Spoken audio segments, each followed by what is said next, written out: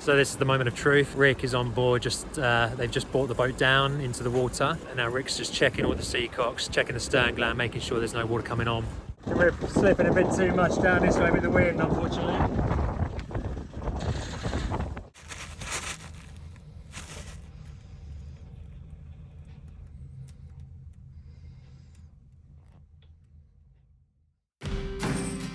Welcome to our sailing channel, Sailing Indiana. I'm Lauren, and this is Chris. And this is our beautiful home, Indiana.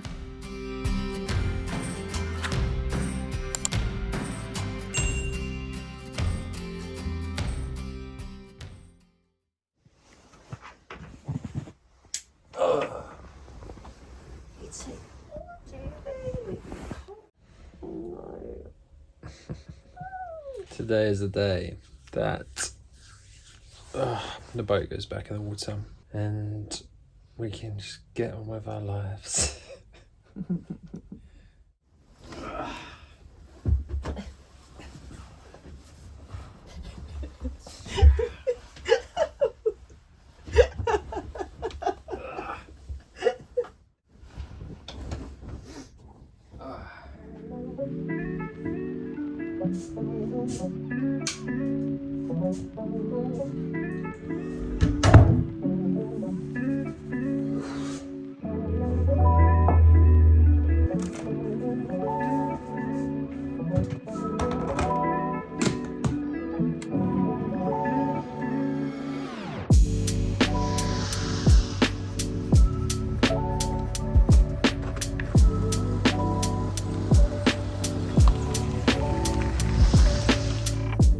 Right, off we go.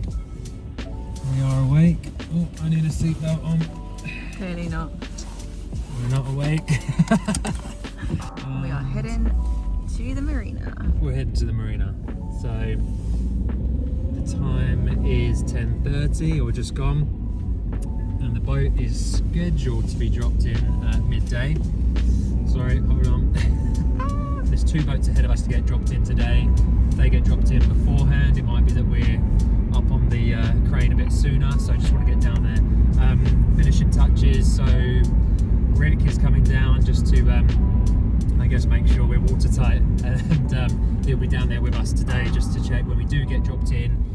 We'll just get balanced in the strops for a little bit and check if any water's coming in, I guess. So yeah, see you in the marina.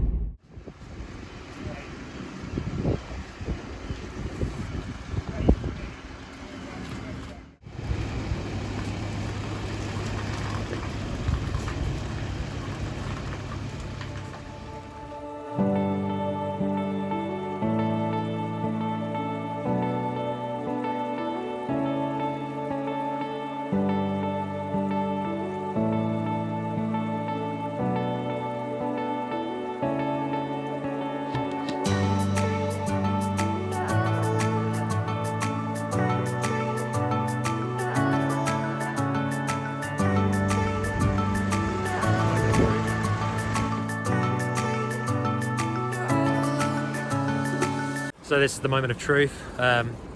Rick is on board, they've just brought the boat down into the water, and now Rick's just checking all the sea cocks, checking the stern gland, making sure there's no water coming on. So they're just balancing it here while we wait. So fingers are crossed that no issues and we can then launch.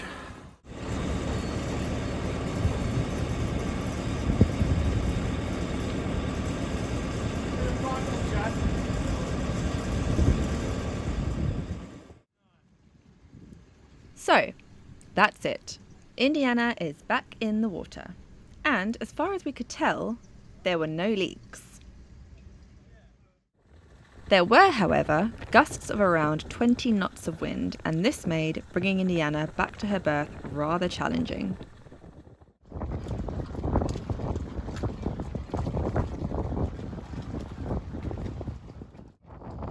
The wind was behind her as she came into our channel, but as we rounded up to enter the berth, the wind caught the side and pushed us to port. Luckily, the fenders took the hit, and there was no damage. but a lesson learnt. We're slipping a bit too much down this way with the wind, unfortunately.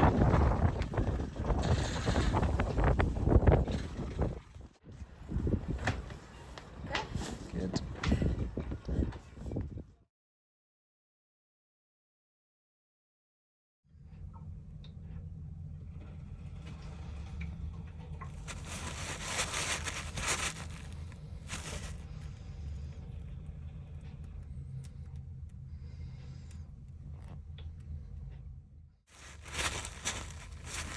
Okay, so this isn't good. We have a leak. This is the top of our P bracket, or prop bracket. It is the metal bracket that supports the prop shaft as it comes out of the boat. It was loose, so we had the top chopped off to put the 2 screws either side of it to firm it up, which worked, but we noticed the wooden packing either side was totally drenched, so had been taking on water for some time, probably even before we got the boat. You can see here it's had Sikaflex put around the top to stop the water coming in. But we found out that it wasn't stripped back to create a mating surface for the Sikaflex to bond to. So now we have a leak. This was another job we had to get someone to do whilst we were away over Christmas, and now wish we hadn't. So we put some hard setting waterproof putty over it to initially stop the leak, to give us time to think about what to do next.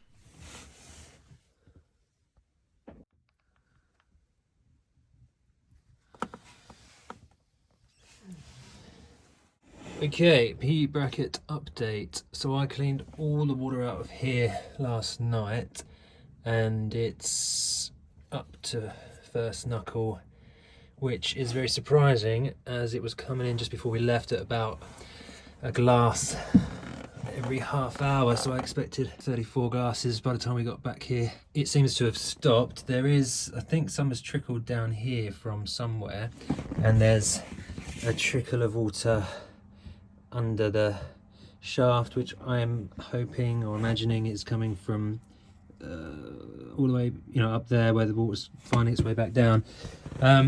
Generally, the condition of the P bracket, I think it's completely, but even things like here, is squelching. And so I just worry of the condition in general and whether or not, maybe just glassing the whole thing kind of would be a good idea, and what your thoughts are.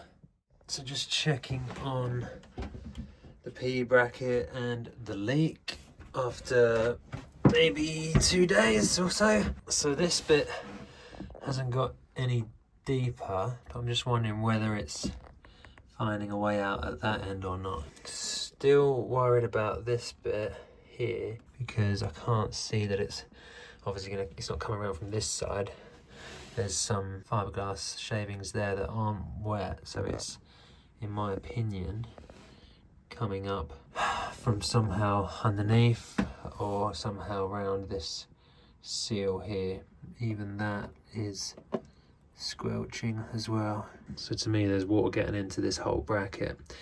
It's not ideal, really, and it's something that we should get sorted out properly. I don't know what to do. Yeah, it seems to now be the Achilles heel of the boat.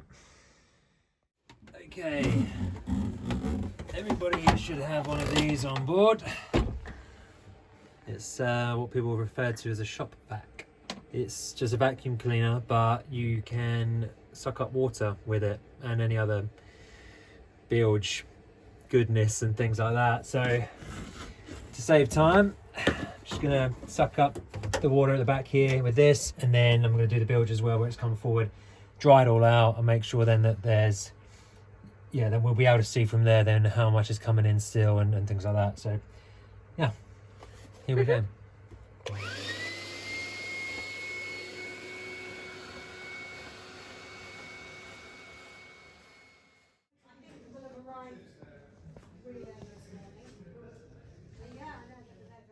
Right, today is the day that we are putting the mattress in the back bedroom. So We've been waiting a week or so for this moment because we had, as you saw, the boat on the hard, and now the boat's back. And when we put the boat back in the water, we had a leak, and that's in the process of being kind of fixed, I guess. Yeah. Yeah. Kind of fixed. So we've waited because we've had the back bed up and down, up and down. The leak's right underneath the back bed. Now the leak's not completely fixed, but it's stopped leaking. We just need to go back over it with some fiberglass, but that's going to happen in a week or two. So it's time to try the new mattress. Really excited. As you can see, the boat is a tip behind. It's a joke, actually. It's a joke, but it's only, well, again, because we've been put back in the water, the back bedroom where most of our clothes and things from the bags behind Lauren's head would normally go, we just haven't unpacked since we came back really from holiday. So the mattress and everything else is in there, and we couldn't bring it forward, so yeah, everything's just kind of there. being shoved in the corner Yeah. until this weekend is sort out weekend. Yeah, so now's the time we can finally start putting things in the right places.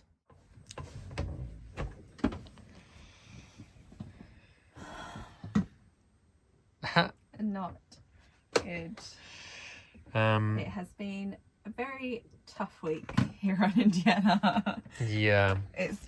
I think, living in a small space is sometimes tough anyway, but when that space is even more confined and your stuff is just everywhere in bags, I found it quite, it's been a tough week. You had a struggle. I did. I really struggled. I can't focus when everything's everywhere, and it was just really hard, but it's okay because now everything can kind of go back to normal and we can have our home back and have our space back.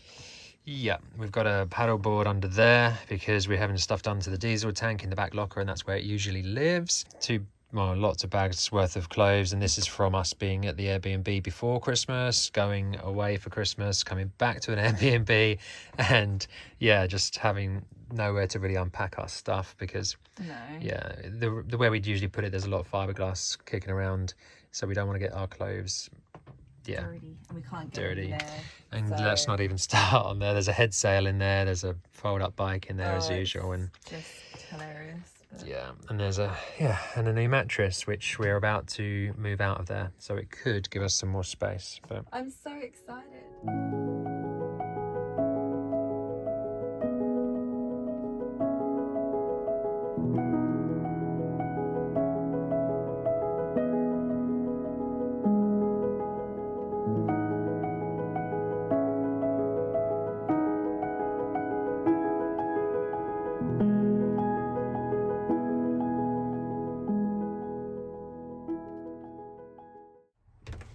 Wipes all of this down. cleaning time. It is all ready for the new mattress. Alright then, let's do this. I think this goes this way round. I can't actually remember now. Yeah, I think so. Or maybe it's the other way. That's okay, we'll just do this. Having fun? Yeah, so much. Oi.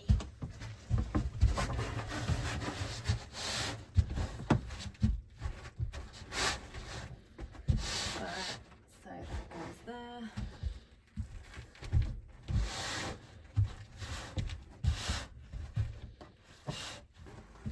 Let's get out.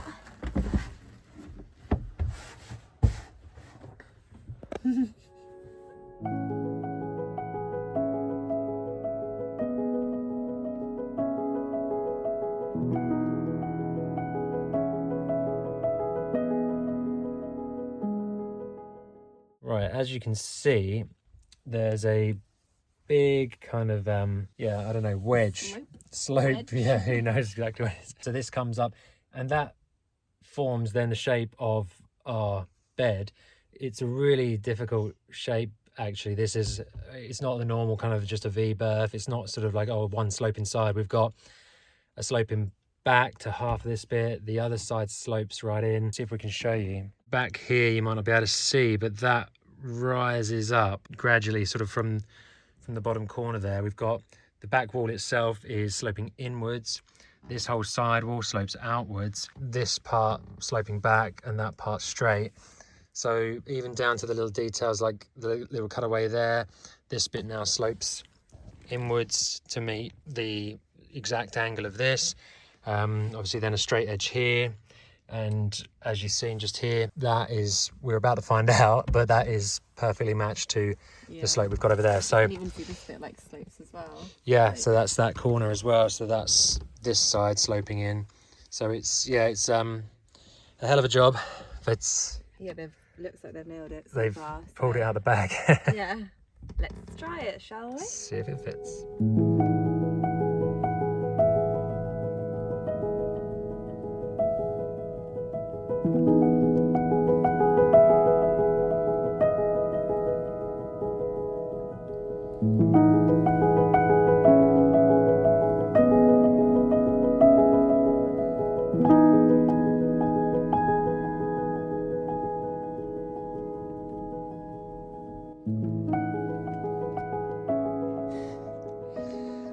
Sleep already. It's so nice.